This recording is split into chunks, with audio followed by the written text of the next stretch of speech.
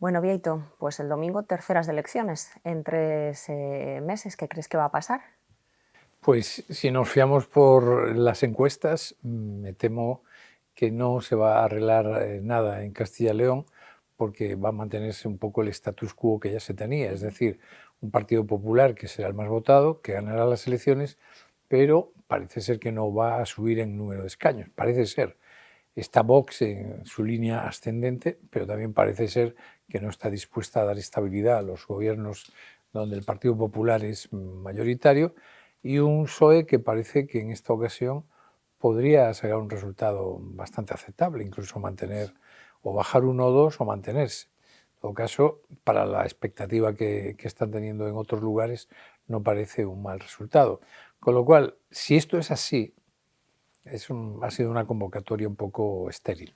Bueno, a mí, desde luego la primera noticia me parece que 39 años después, y esto dice muy poco en favor del PSOE, no haya ninguna opción, ningún viso de cambio. Como tú decías, todo parece indicar que el PP va a ganar las elecciones y que necesitará a Vox, y que la derecha, que parte de un 49% de intención de voto no, perdón, de voto en Sí. 2022, pues a ver hasta qué cifra, hasta qué porcentaje se eleva en estas elecciones, porque si en Extremadura fue un 60, en Aragón un 52, yo doy por hecho que crecerá, que aumentará esa ola de cambio, Sí, que hay, yo sí. digo, y que evidentemente tendrá réplica y tendrá repercusión en Ferraz, por mucho que allí quieran hacer como que no oyen, no ven y no dirán Y no nada. opinan. Y no opinan. Exactamente. No, a tenor de las encuestas,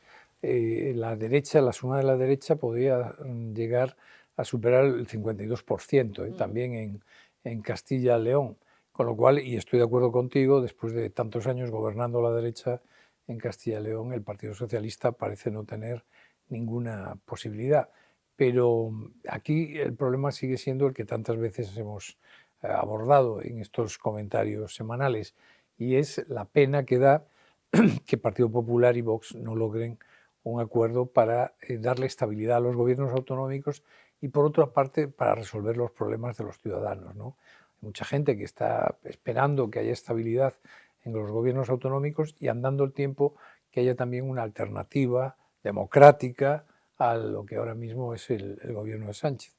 Pero Vox parece que no está dispuesto a llegar a acuerdos con el Partido Bueno, Popular. vamos a ver, de momento el domingo en realidad no acaba nada, empieza un nuevo capítulo porque como no se espera una mayoría absoluta, pues los gobiernos como en Extremadura y como en Aragón se decidirán en los despachos. Es verdad que Vox estaba esperando a que pasaran estas elecciones y yo tengo la esperanza de que sirvan para abrir la lata. Desde luego en Extremadura es que ya ha empezado la cuenta atrás, tienen ya menos de 2 meses para ponerse de acuerdo o habrá que ir a una repetición electoral. Y a mí no me parecería muy inteligente abocar a los extremeños a votar Además, nuevamente. en una comunidad, la extremeña, donde el Partido Popular alcanzó el 46% o el 44%, me parece, no recuerdo, Sí, 44, 46, vamos, el 44, pongamos la parte de la franja más baja. Pero es que con el 44% de los votos, no gobernar es una cosa muy extraña, ¿no? Y también no tener esa sensibilidad de cederle al que gana, esa sensibilidad democrática, esa cultura de la democracia que curiosamente en España no se está dando y que a mí me parece muy inquietante, que es no reconocer al que gana las elecciones.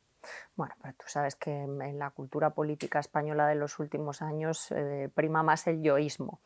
El interés particular, bien sea de una persona o bien sea del partido, por encima del interés general. Y yo creo que un poco de eso lleva a Extremadura en el tactismo, en el esperar a que acabe este ciclo autonómico.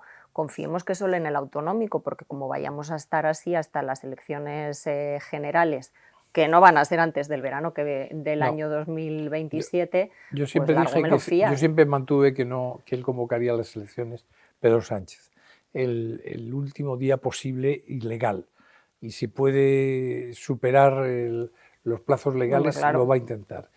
Pero es cierto que hubo algún momento en que parece que hubo dudas en la Moncloa si se podían convocar elecciones justamente en el arranque de este año, del 26, pero todo apunta, vamos, ya estamos superando la mitad de marzo y yo veo que no. Vamos a hacer otro pronóstico, Bieito, sobre este primer paquete de medidas para frenar la hemorragia provocada en los mercados y en el combustible por la guerra de Irán. ¿Cómo lo ves? Y sobre todo, si crees que puede haber algún tipo de acuerdo gobierno-oposición. Si tuviésemos un gobierno normal, tendría que haberlo, porque yo creo que el Partido Popular estaría dispuesto a llegar ahora a un acuerdo porque, por el talante del propio Feijóo y por muchas otras razones. Pero este gobierno es un gobierno que no cree en la democracia. Yo es que me canso de decirlo, no cree en la democracia y por tanto no cree que puede llegar a pactos con la oposición. Pero a quien hay que resolver el problema es al ciudadano medio, porque con la subida del petróleo suben los combustibles, sube la energía, sube la cesta de la compra, se genera lo que se llama inflación. La inflación es el impuesto de los pobres. A quien de verdad le perjudica esto es básicamente a las clases más desfavorecidas y a la clase media. No nos olvidemos que en España tenemos 1 de cada 4 españoles está en riesgo de exclusión social y a mí me parece que a mí no me gusta el sistema de las paguitas, de las subvenciones. Oiga, déjele usted el dinero en el bolsillo al ciudadano y haga lo que propone el Partido Popular, deflactar al IRPF, es decir, que en tu nómina del mes que viene, pues en lugar de retenerte, no sé, un 25, un 30%, pues te retengan un 20 o un 18. Y eso quiere decir que vas a tener dinero líquido con el que poder enfrentarte a la subida de los precios. Pero somos en España el único país de la Unión Europea que no ha tomado medidas contra esta situación y lo que me temo yo es que quieran hacer, como siempre, un macro decreto ómnibus donde meter muchas cosas, y como siempre situar al Partido Popular para que tenga que decir que no y hacer la demagogia, no vota el escudo social, no sé qué, o las ayudas sociales, porque en realidad queríamos meter, yo qué sé, un referéndum en el País Vasco. Sí, es que al final lo que dices, Pedro Sánchez no quiere pactos con la oposición, no quiere pactos con el PP, lo que quiere es un culpable de que no los haya y siempre quiere culpar al Partido Popular. No lo hubo con el paquete de medidas después en los primeros meses de la guerra de Ucrania. No lo hubo después con los aranceles que Estados Unidos llegó a poner a la Unión Europea y yo creo que no lo va a haber ahora, pero es que se habla mucho de la lealtad de la oposición y yo estoy convencida de que la lealtad es una carretera de doble sentido. De la misma manera que la oposición tiene que tener, el principal partido de la oposición, que es Alternativa, tiene que ser leal al gobierno en ciertas cosas, también lo tiene que ser el gobierno. Cuando hay una situación así, lo primero que tiene que hacer el presidente del gobierno es llamar al líder de la oposición, claro que sí, con quien, por cierto, tenía una reunión agendada en enero, lo que pasa que fue el día después del accidente de Adamud y ambas partes convinieron en suspenderla, sí, pero no se volvió a convocar. Exacto, en aplazarla. Lo que pasa que lo que en principio era un aplazamiento ahora se ha convertido en una suspensión definitiva y en vez de eso manda a Bolaños a hacer una ronda de llamadas por teléfono y así el proceso de degradación. No es serio. El proceso de degradación de la calidad democrática de nuestro país es muy, muy inquietante, porque efectivamente cuando estás en una situación como la que vivimos internacional de guerra y donde España se le pide que participe y participa arrastrando los pies, pero hemos mandado la mejor fragata que tenemos, que es la Cristóbal Colón, al área del conflicto, resolver esto sin que se debata en el Congreso de los Diputados, sin que la opinión pública española conozca de primera mano argumentos del gobierno y de la oposición, me parece que estamos teniendo una democracia de muy baja calidad. Y sobre todo porque ya parece que normalizamos lo que es absolutamente anormal y además es que en este caso hay serias dudas sobre si realmente no está obligado por la Ley de Defensa Nacional a ello.